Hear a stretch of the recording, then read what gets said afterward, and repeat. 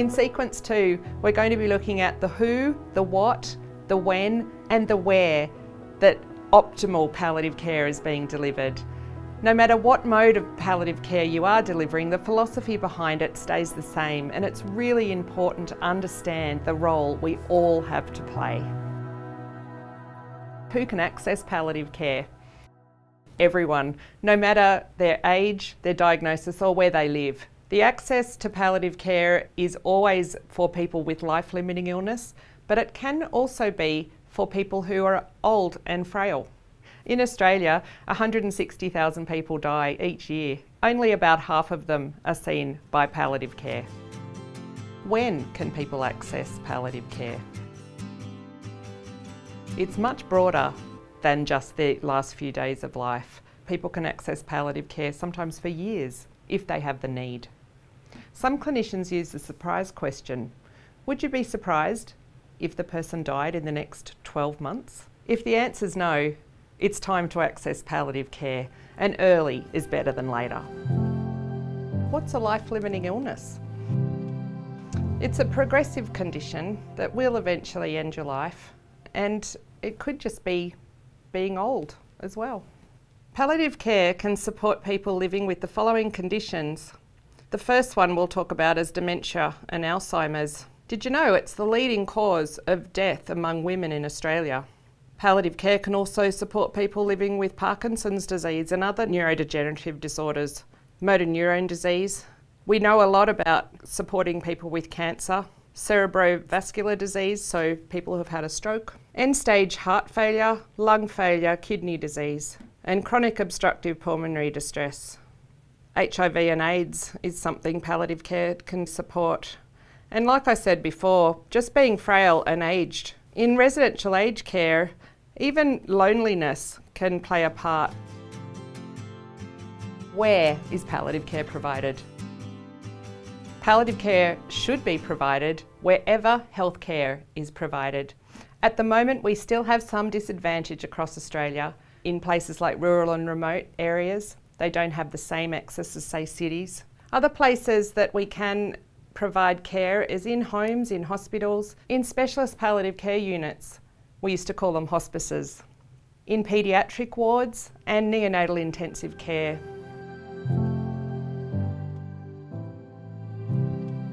Increasingly these days we're seeing a bigger access to specialist palliative care in residential aged care. And for people in the general community, there's also the general practitioner and the community nurses.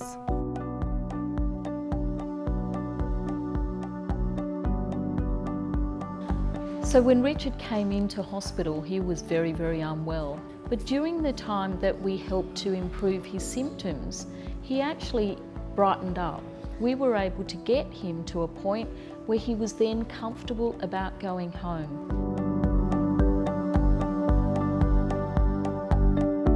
You can actually access palliative care anywhere. This includes in your own home, in the community, in residential aged care facilities, in a palliative care unit, which we used to call hospices, or in the general wards of a hospital as well. Oh, yes. Yes. How important is getting home? Very important, because I'm very much a homebody. We may let you go today, and then we could continue any further interventions at home. I hope that my son and I can spend some time luxuriating in doing music together for as long as we've got together. So palliative care can be accessed at any time of a patient's journey through their disease. 50% of our patients are discharged back home with their loved ones, with their families. It's delivered through specialists, generalists, through our public health system and in our community. Palliative care is everyone's business. Specialist palliative care requires a referral from a doctor, a GP and sometimes a nurse. People are referred to specialist palliative care when their needs are complex. Where can you find specialist palliative care? It's in our hospitals through a consultancy service. It's in specialist palliative care inpatient units. These are dotted all around Australia. It can be in your own home. A lot of what we're doing when we come to see people at home is listen and look and talk. There is that fear about the word palliative, which is unfortunate because palliate actually means make better. So we're trying to make symptoms better. We're trying to improve people's lives in their own home with their families. First off, there's a sense of relief because you know there's someone else on this rather difficult journey with you. It's not just, Jane and I sitting there. Almost as much as the medical importance, the ability of someone to come and say, how are you, what's happening, you look all right, oh, have you spoken to your doctor about this? So we were delighted to be immediately in the hands of people who knew what they were doing and had a kind of holistic view of the care that you might need.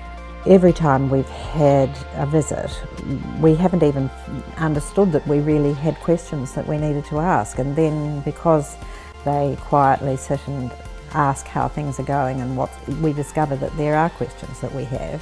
It's been a huge support and comfort. We're assessing all the time, so we're looking at the patient, how they're sitting, how they're talking, how they're moving. So it's about that person with their family in their home and helping them to live as well as possible. It's a lot about quality of life. We're kind of the gateway to a lot of services, so we can come in and assess, and maybe some things have been an issue, like maybe just simple things like getting up off the toilet and just getting around the house, so we can recommend occupational therapists or physiotherapists. It's wonderful. I couldn't stay out of hospital because I can't see, I can't do my own medication, and I can't do the injections. My daughter Melanie can do it, but it's very constricting for her to have to do it every day, all the time. It's really helpful and it takes the burden and the stress off of the medical care side of things. They can pick up on things pretty quickly, and we can then get the ball rolling of if she needs to be seen by her doctor or needs to be in hospital. And they really do become part of the family, and you sort of, it's really nice to see them come in. We don't talk about dying with a patient until we sense that they're ready to do so. And the way that we do it is about their choice. It's about planning ahead so that their wishes can be carried out.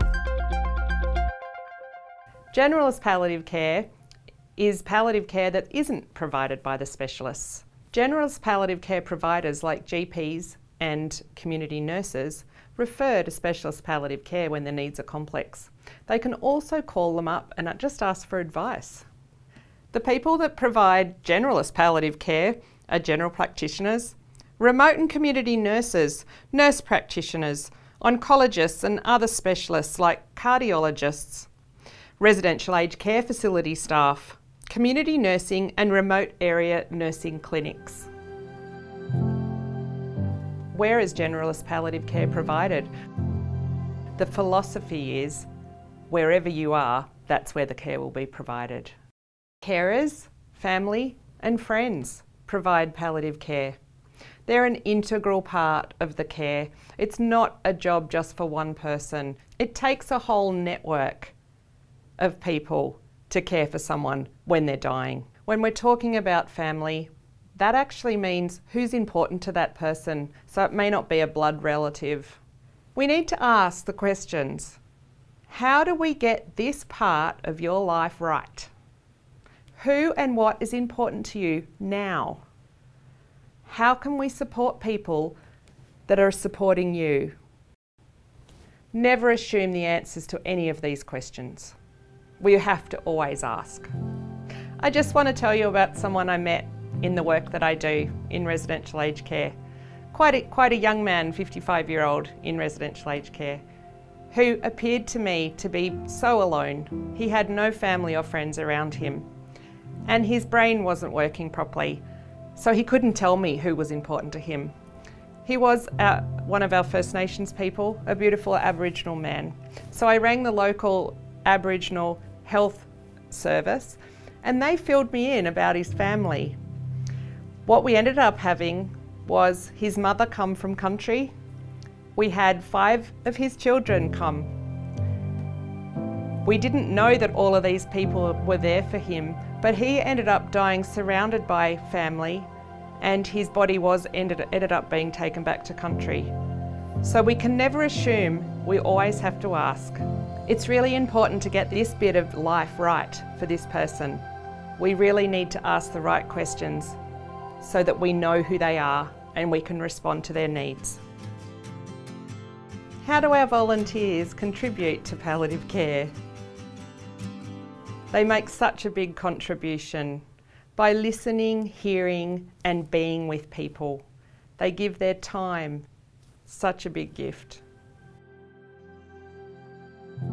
I have been volunteering for palliative care for probably 15 years, and so when I settled here, and perhaps a couple of months later, I contacted the volunteer palliative care service to find out if I could be of some assistance. The role is to offer support and to offer respite for carers, and it's a time-limited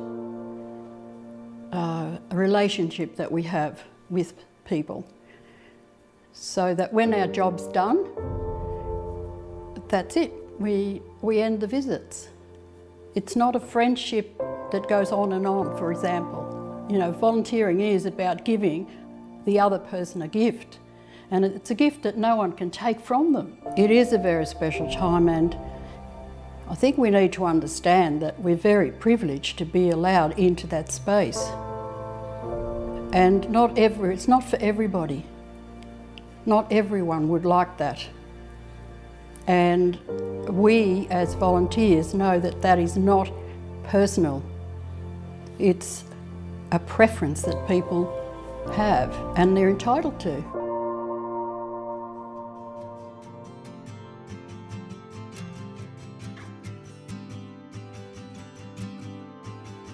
Access for our older Australians living in residential aged care is currently inequitable, and we need to get better. Using new proactive models of care, integrating specialist palliative care into residential aged care, are improving the experience of death and dying for the residents and their families. Currently, residential aged care supports 1 in 13 people living over 65. People are entering aged care with much more complex illnesses, and they're in there for a shorter time. 50% of people living in residential aged care have dementia, but sadly only 7% of those people are accessing specialist palliative care. It's really important to understand that the most of the palliative care that is received in residential aged care is done by the residential aged care facility staff and the general practitioners. They do such important work. They're supported by external teams like the specialist palliative care team. They come together to do this work and the outcomes are much better.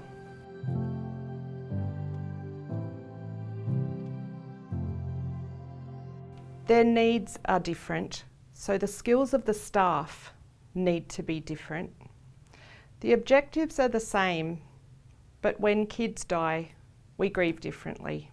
It's targeted to look after the little ones and their family so that they can feel safe and supported during this really difficult time.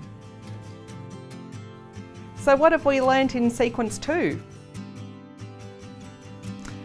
What is optimal palliative care? It's when it's given at the right time, in the right place, by the right people. We can only do that if we know someone well enough and we've asked the questions, who are you and what's important to you now? We know who their family is, we know who's important to them.